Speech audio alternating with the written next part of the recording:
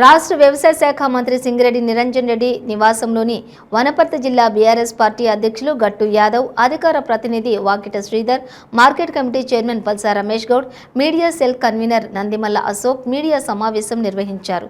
ఈ సమావేశంలో వారు మాట్లాడుతూ పచ్చని తెలంగాణలో కాంగ్రెస్ పార్టీ నెత్తురు మరకలను చేస్తుందన్నారు. హైదరాబాద్ పాత బస్తీలోని సంఘటనలు, కర్ఫ్యూలు జరిగిన సందర్భాలు కాంగ్రెస్ పాలనలో అందరూ చూశారని, కానీ తెలంగాణ ప్రభుత్వం ఏ పార్టీ ఏర్పాటైనప్పటికీ కూడా తర్వాత పాత బస్తీలో ఎలాంటి సంఘటనలు కూడా జరగకుండా పాలన అందిస్తున్నారని తెలిపారు. బీఆర్ఎస్ పార్టీకే మరోసారి అధికారం ఇవ్వాలని ఆయన కోరారు. పచ్చని తెలంగాణలో నెత్తురు మార్కలు అంటిస్తున్నారు కాంగ్రెస్ పార్టీ విధానాలే గత 60 ఏళ్ల నుంచి వాళ్ళు ఈ ప్రాంతాలు ఉమ్మడి రాష్ట్రంగా తీసుకురాకుండా శాంతియుతంగా తెలంగాణ రాష్ట్రాన్ని సాధించిన యోధుడు కేసీఆర్. మరి ఆయన పెంపకంలో కానీ ఆయన సారథ్యంలో ఉన్నటువంటి వ్యక్తులు కూడా చాలా క్రమశిక్షణతో ఉన్నటువంటి బీఆర్ఎస్ నేతలు, వారి కార్యకర్తలు. ఈరోజు బీఆర్ఎస్ అంటేనే ఒక క్రమశిక్షణకు ఒక ఓట్లో కూడా ఈ కాంగ్రెస్ పార్టీ దుర్మార్గులు బీఆర్ఎస్ పార్టీని ఎన్నడూ కూడా మోసం చేయలేదు. ప్రజలందరూ సూటిగా అడుగుతున్నాం, పచ్చని పొలాల తెలంగాణ కావాలా? పైరోకారుల కాంగ్రెస్ నాయకులు ఉండే ఈ దుర్మార్గానికి పాల్పడ్డారంటే ఇది పకడ్బందీగా బీఆర్ఎస్ పార్టీపై ఎట్లయినా దాడి చేసి మరి దాడిని వేరే రకంగా చిత్రీకరించి నిస్సిగ్గుగా నిన్న రేవంత్ రెడ్డి చాలా గొప్ప మాటలు మాట్లాడి మా కార్యకర్త కాదని చెప్పి ఎంత పాల్తుగాడు వాడి కాంగ్రెస్ పార్టీ కార్యకర్త ఒక సోషల్ మీడియాలో ఉన్నటువంటి వ్యక్తి, కాంగ్రెస్ పార్టీకి అనుసంధానమైన వ్యక్తి గంటా రాజేటోడు. మరి వాడిని బీజేపీ పార్టీ అభ్యర్థి అయినటువంటి రఘునందన్ రావు గారు ఒక వేదిక మీద తనకు అనుభవిస్తున్నట్టు ఫేక్ చిత్రాన్ని సృష్టించి మరి ఈ ఫేక్ వార్తల్ని చేయడం జరిగింది. నిజం నిలకడగా తెలుస్తుంది, వాళ్ళ రాష్ట్ర ప్రజలు గమనించాలి. కాంగ్రెస్ రావణ కష్టం. ఈ కాంగ్రెస్ అనేది వస్తే మళ్ళీ దొరల పాలన వస్తుంది, ఖచ్చితంగా దుర్మార్గుల పాలన వస్తుంది. ప్రజలు ఎవరు సుఖంగా ఉండరు. మనం ఇంత గతంలోనే ఆంధ్ర ఉమ్మడి పాలనలో కాంగ్రెస్ కానీ తెలుగుదేశం లాంటి ప్రాంతాల్లో ఈ ప్రాంతాల్లో నిజం అడిగితే నక్సలైట్లు అన్నారు. మరి రాత్రి అయితే యువకులు కూడా పల్లెల్లో తిరగలేని పరిస్థితి రావాలనుకుంటే మరి ఇప్పుడు కూడా యువతరం కూడా ఆలోచించాలి. తెలంగాణ యువతరం మరి ఇలాంటి దొంగలను, దోపిడిదారులను, గుండాలను ప్రోత్సహిస్తారా? మరి ఈ ప్రాంతం కోసం ప్రాణాలను ఒడిగట్టి ప్రాణ త్యాగానికైనా సిద్ధపడి మరి ఈ ప్రాంతం బాగుపడాలి, రేపు ఈ ప్రాంత ప్రజలు సుఖంగా జీవించాలి, రేపటి తరం బాగుండాలని చెప్పి కొట్లాడిన కేసీఆర్ కావాలన్నా, దొంగలు నోటుకు ఓటుకు దొంగ అయినటువంటి గుండా రేవంత్ రెడ్డి కావాలని సందర్భంగా అడుగుతున్నా. దొడ్డిదారిలో వచ్చి మరి అవతల పార్టీలో చేరినా కూడా అభ్యర్థికి సీట్ ఇస్తే గౌరవించని వ్యక్తులు మరి ఇలాంటి దుర్మార్గులు రేపు అధికారం రాకపోతే ఎంతటి ప్రాణాలు తీయడానికైనా ఒడిగడతారు. కనుక ఇలాంటి నేర చరిత్ర కలిగిన దొంగలు, దోపిడీదారులైనటువంటి కాంగ్రెస్ నాయకులను ఊళ్ళో నుంచి తడిపి కొట్టాలి, పాత రైసుకు కొట్టాలని చెప్పి బీఆర్ఎస్ పార్టీకి మీరు అనుకున్నట్లు గ్రాఫ్ తగ్గుతుంది అనుకుంటున్నారు. కానీ సర్వేల ప్రజల ద్వారానే, ప్రజా ఓటు ద్వారానే ముందు చెప్తున్నామని తెలియజేస్తూ మరి వనపర్తి నుంచి ఉమ్మడి ఆంధ్రప్రదేశ్ ఎలక్షన్లో అసెంబ్లీ ఎన్నికల సందర్భంగా అభ్యర్థులపై దాడి అనేది మనం గతంలో సినిమాలో మాత్రమే చూస్తాం. మరి ఈరోజు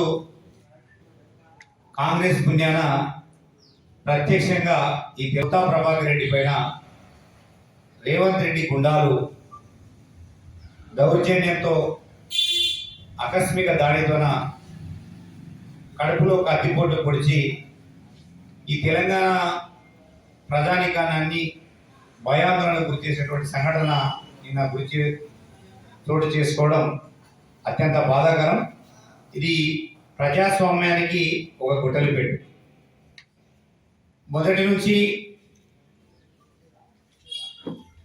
ప్రభుత్వ పాలనలో కానివ్వండి, ప్రజాస్వామ్యాన్ని విఘాతం కలిగిన కానీ కాంగ్రెస్ ప్రభుత్వమే ముందున్నది. హైదరాబాద్ కర్ఫ్యూలను మొదలుపెట్టుకుంటే ఈ దేశంలో అల్లకొల్లాలు సృష్టించడంలో కాంగ్రెస్ పార్టీ ప్రధాన కీలక భూమిక గతంలో చేసింది. మరి నిన్న చేసినటువంటి సంఘటన కూడా కాంగ్రెస్ పార్టీ చేసింది. ఈరోజు తెలంగాణ రాష్ట్రం 1969లో చేసినటువంటి ఉద్యమంలో త్యాగాలు చేసిన తప్ప ఇతరులను చంపలేదు.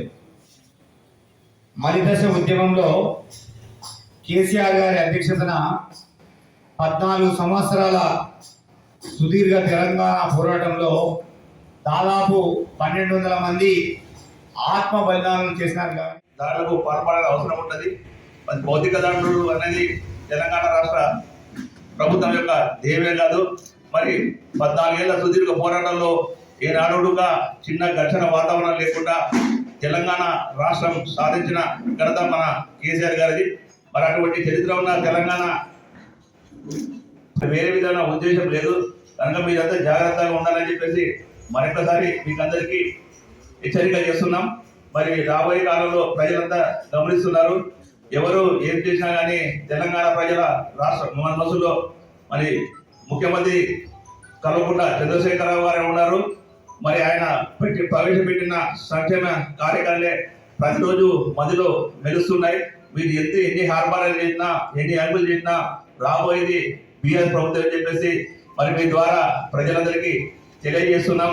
మరి ఒకరికి పిచ్చి చేసాలు మానేసి మరి ప్రశాంతంగా ఎన్నికలు ఎదుర్కొందామని చెప్పేసి మీ ద్వారా అందరికీ కాంగ్రెస్ శ్రేణులకు కానీ ఇతర కానీ భయభ్రాంతులకు గురి చేస్తే రాబో ఎన్నికల్లో మాది పైచేయిగా ఉంటుందనే ఆలోచనతోన కుట్రలు పని ఇవాళ మాకు మా పార్టీకి సంబంధించిన దుబ్బాక అభ్యర్థి కొత్త ప్రభాకర్ రెడ్డి మీద దాడి చేయడం జరిగింది.